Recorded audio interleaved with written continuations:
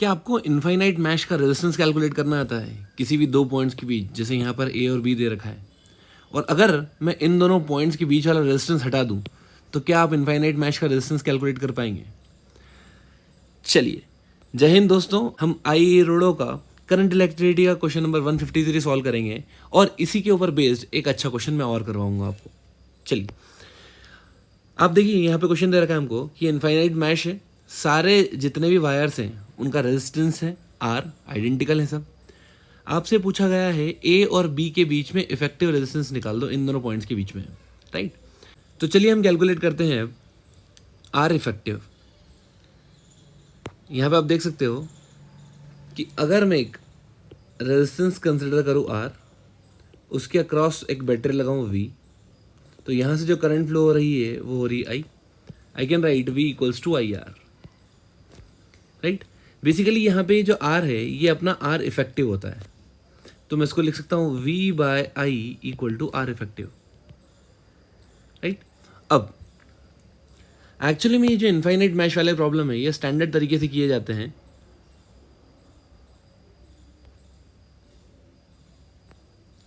Actually में ये जो इनफाइनाइट मैश वाले प्रॉब्लम है ये स्टैंडर्ड तरीके से किए जाते हैं। यहाँ पे हमें इसके अक्रॉस बैटरी कनेक्ट करनी पड़ती है एक, लेकिन अब क्योंकि ये इनफाइनाइट मैश है तो यहाँ पर हम जो सिस्टम लेते हैं तो चलिए इसको सॉल्व करने के लिए हम क्या करते हैं, हम मान लेते हैं कि A और B पॉइंट के अक्रॉस मैंने क्या किया, एक बैटरी कनेक्ट कर दी, राइट। मैं से एक बैटरी कनेक्ट करता हूँ A और B के अक्रॉस, लेकिन क्योंकि ये इनफाइनाइट है तो थोड़ा सिमेट्रिकल मानना पड़ेगा। यहाँ पर स्टैंडर्ड मेथड है, उसी से किया जाता है सॉल्व इस तरह के प्रॉब्लम्स को। तो आप क्या करो कि जो पॉजिटिव टर्मिनल से कनेक्टेड वाला वायर है उसको मान लो V पोटेंशियल का, और नेगेटिव वाले को अपन 0 मान लेते हैं। तो यहाँ से करंट कुछ एंटर होगी I। अब जैसे ये करंट एंटर हुई, इसको यहाँ पर सिमेट्रिकल सिस्टम दिखेगा क्योंकि ये तो इनफाइनाइट है।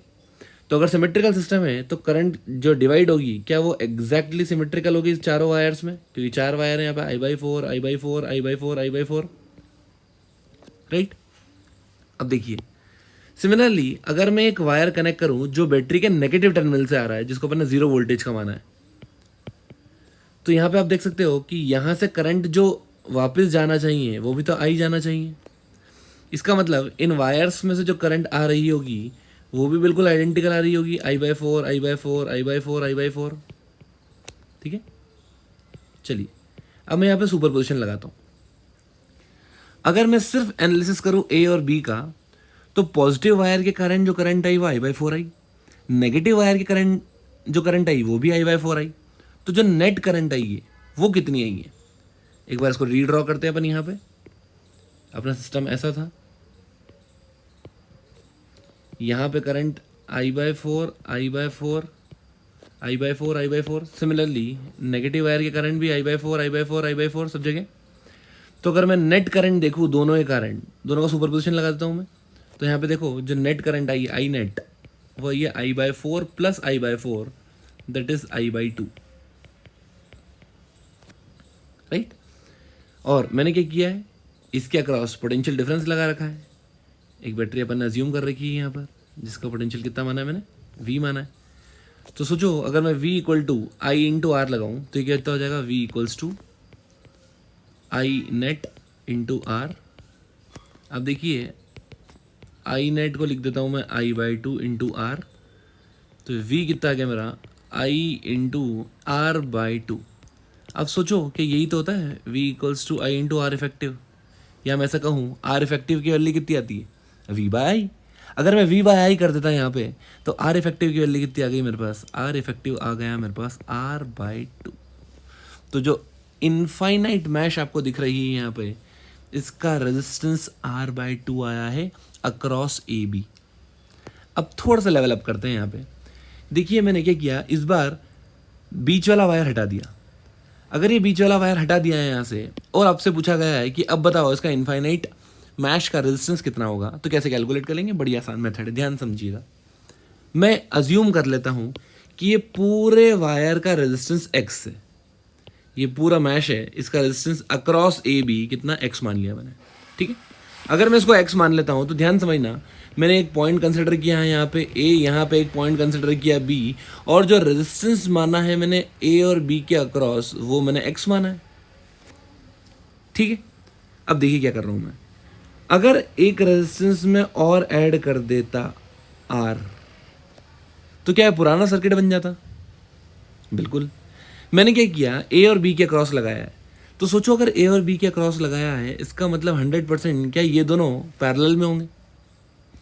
तो इन दोनों का अगर मैं आर इफेक्टिव निकालता तो आर इफेक्टिव की वैल्यू कितनी आती? X into R upon X plus R. लेकिन सोचो अगर मैंने एक रेजिस्टेंस बीच में जबरदस्ती ऐड कर दिया तो ये तो पुराना क्वेश्चन बन गया, और पुराने क्वेश्चन के अकॉर्डिंग जो इफेक्टिव रेजिस्टेंस आना चाहिए वो तो R/2 आना चाहिए। मतलब यहाँ पे भी जो मैं आर इफेक्टिव की वैल्यू लिख सकता हूँ, क्या वो मैं R/2 लिख सकता हूँ? तो ये जाएगा मेरे पास X R upon x plus r, this r get cancelled with r, you will get 2x equals to x plus r। तो इफेक्टिव रेजिस्टेंस जो आ गया वो आया है r। तो यहाँ पे जो इनफाइनाइट मैश है जिसमें a और b के बीच में वायर प्रेजेंट नहीं है, उसका रेजिस्टेंस मैंने x माना था और x की वैल्यू आ गई है r के बराबर। तो आई होप आपको इस वैरायटी के क्वेश्चन समझ में आए हों। 2 क्वेश्चन और कीजिए आप, तो उससे आपकी प्रैक्टिस बनेगी। यहाँ पे दे रखा है कि हेक्सागन मैश है। अब देखो यहाँ पे सिमेट्री क्या बोलती है, डायरेक्ट अपन थोड़ा दिमाग लगाते हैं यहाँ से। इधर देखो यार, ये अगर करंट आई तो ये कितने भागों में बांटेगी? I/3 I/3 I/3, right. अगर यहाँ से चलेगी I/3 तो नेगेटिव वायर के कारण, अगर मैं एक नेगेटिव वायर ले लेता हूँ यहाँ पे, मतलब नेगेटिव वायर मतलब समझ रहे हो ना आप, जिसका पोटेंशियल नेगेटिव टर्मिनल से कनेक्टेड है, मतलब जो वायर बैटरी के नेगेटिव टर्मिनल से कनेक्टेड है। तो यहाँ पे मैं ले सकता हूँ इसको, ये कितना हो गया मेरे पास I/3, यहाँ भी आएगा। तो नेट करंट कितनी आ गई? 2I/3। तो V इक्वल्स टू I/3R। तो R इफेक्टिव की वैल्यू आ चुकी है यहाँ पर 2R/3। आसान। चलिए अब ओरल करेंगे। यहाँ पे आप देखो there is an infinite grid, और आपको दिख रहा है यहाँ पे कि हर पॉइंट पे करंट को कितने पार्ट्स में बांटना है? 1 2 3 4 5 6 पार्ट्स में बांटना है। मतलब करंट कितनी आएगी? I/6 I/6। और नेगेटिव का वायर के करंट भी I/6 I/6। मतलब टोटल करंट कितनी हो गई? I/6 plus I/6 I/3। मेरा आंसर आ गया R/3, R इफेक्टिव। चलिए आइए दोस्तों थोड़ा सा और लेवल अप करते हैं एक बार। यहाँ पर एक क्वेश्चन और है हमारे सामने। ये इनफाइनाइट मैश दे रखी है, लेकिन इस बार एक बैटरी है जिसका इंटरनल रेजिस्टेंस स्मॉल r है, और उसको एक एमीटर से कनेक्ट कर रखा है। अब जो पॉइंट है इस बार देखो आप बीच में दे रखे हैं A और B, right. You can see here, ये जो पॉइंट है यहाँ पे और यहाँ पे बैटरी कनेक्ट कर रखी है। आपसे पूछा क्या है? रीडिंग ऑफ द एमीटर और potential difference between point A and C। ठीक है, अब प्रिंसिपल यही यूज़ करेंगे अपन। इनफाइनाइट मैश है अपनी, ये सिमेट्री प्रिंसिपल यूज़ करेंगे, सुपरपोजिशन लगाएंगे। तो देखो इसको अप्रोच कैसे करते हैं, ध्यान से देखिए। ये प्रश्न कुछ ऐसा है, मैंने मैश बना रखी है यहाँ पे। A और B के बीच में एक बैटरी कनेक्टेड है, यहाँ पे बैटरी कनेक्टेड है और C पॉइंट बीच में दे रखा है। ठीक है, अब मैं वही करूँगा कि एक बार एक वायर लेके आऊँगा जो कि बैटरी के पॉजिटिव टर्मिनल से आएगा। यहाँ से करंट में मानूंगा I, ठीक है। फिर I का डिस्ट्रीब्यूशन देखूंगा। फिर यहाँ से जो बैटरी का नेगेटिव टर्मिनल है वहाँ से एक वायर लेके आऊँगा, वहाँ पे करंट जाती हुई मानूंगा कि यहाँ से करंट रिटर्न होगी I। ठीक है, चलिए आइए इसको देखते हैं इसका डिस्ट्रीब्यूशन होगा कैसे। अगर मैं यहाँ पे ध्यान से देखूँ तो इस पॉइंट पर जो पॉजिटिव टर्मिनल है वो कनेक्टेड है बैटरी का, तो आई कैन राइट ये जो करंट डिस्ट्रीब्यूट होगी यहाँ पे और यहाँ पे, इसके पास 2 जगह है और यहाँ पे आइडेंटिकल डिस्ट्रीब्यूट होगी I/2 ईच, राइट। सिमिलरली जब ये यहाँ से आगे चलेगी तो इसके पास फिर 2 रास्ते मिलेंगे, एक इधर और एक इधर। तो यहाँ पे कितनी डिस्ट्रीब्यूट होगी? I/4 क्योंकि होना सिमेट्रिकल डिस्ट्रीब्यूशन ही है। सो मैं एक काम करता हूँ, इसको 2 पार्ट में ब्रेक करता हूँ। एक पार्ट में मैं पॉजिटिव वायर के करंट, मतलब जो बैटरी के पॉजिटिव टर्मिनल से कनेक्टेड है उस वायर के करंट डिस्ट्रीब्यूशन दिखाऊंगा, और एक बार नेगेटिव टर्मिनल से कनेक्टेड जो वायर है उसके करंट डिस्ट्रीब्यूशन दिखाऊंगा और उनको सुपर पोजिशन लगा दूंगा। ठीक, चलिए स्टार्ट करते हैं। यहाँ पे सबसे पहले अगर मैं इस पॉइंट का पॉजिटिव टर्मिनल से कनेक्टेड वाला वायर मान रहा हूँ यहाँ पे, तो यहाँ पे करंट गई मेरे पास I/2, यहाँ गई I/2, यहाँ से फिर आगे जाएगी ये I/4, राइट। यहाँ पे आप देखो फिर ये बटेगा, ये अब 3 पार्ट में बटेगा आगे। सिमिलरली यहाँ पे बटेगा। सिमिलरली मैं यहाँ पे देखूँगा तो यहाँ पे जो करंट आने वाली है I/2 इधर से गई, ये यहाँ जाएगी, ये आगे आके बटेगी। तो मैं लिख रहा हूँ यहाँ पे गई I/4, यहाँ पे गई I/4। ठीक, ऐसा कुछ डिस्ट्रीब्यूशन अपने को दिख रहा है यहाँ पे। चलो अब हम चलते हैं अपन नेगेटिव वायर की तरफ। जब मैं नेगेटिव वायर की साइड जाऊँगा तो यहाँ पे जो करंट आना चाहिए वो सब जगह से मिला के कितनी I करंट रिटर्न आएगी। इसका मतलब ये है कि I/2 करंट यहाँ से आई, I/2 करंट यहाँ से आई। अगर I/2 यहाँ से आ रही है इसका मतलब सिमेट्रिकली I/4 यहाँ से आएगी, I/4 यहाँ से आएगी, तभी I/2 बनेगा टोटल। ठीक, अब देखो ध्यान से, ये वाले रीजन की अगर मैं बात करूँ, यहाँ वाले रीजन की, ये दोनों में ध्यान से देखना बिल्कुल, इन रीजन्स की बात करूँगा और मैं इनका सुपर पोजिशन लगा रहा हूँ। जैसे ही मैं इनका सुपर पोजिशन लगाऊंगा आप देखो एक्चुअली में हो क्या रहा है। यहाँ पर मैं बना सकता हूँ, मैंने सुपर पोजिशन लगा दिया दोनों का, तो देखिए पॉजिटिव वायर के कारण I/4 और इसके कारण I/4, सॉरी पॉजिटिव के कारण I/2 और यहाँ पे I/4, मतलब इस रीजन में I/2 प्लस I/4 दोनों को ऐड करना है अपने को उठा के, है ना। यहाँ पे आप देखो यहाँ पे क्या हो रहा है, इधर का ही करंट I/2 और ये वाली I/4।